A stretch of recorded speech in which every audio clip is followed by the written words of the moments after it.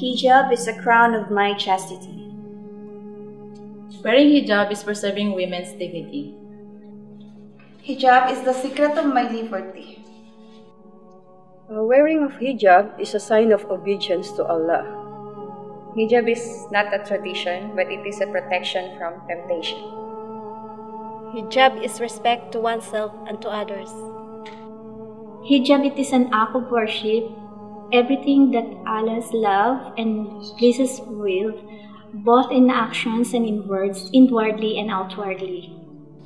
Balikan po natin noong unang panahon, ang kasulatan, ang katuroan at ang mga kwento at ang mga larawan noong unang henerasyon. Sila ay makikita nyo na nakabalot ang kanilang katawan mula ulo hanggang paa. Ang hijab ang aking protection.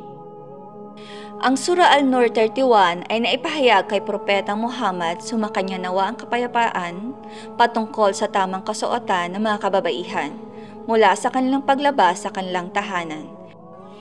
Karapatan ko, ipagmamalaki ko. Di po ba niyo napapansin na di lamang kami mga Muslima ang ganito ang kasuotan? Maging si Maria, ang ina ni Jesus, sumakanya nawa ang kapayapaan at ang mga madre. Ang paghihijab, ito ay batas ng Allah Subhanahu wa Ta'ala na dapat sundin ng lahat ng mga kababaihan.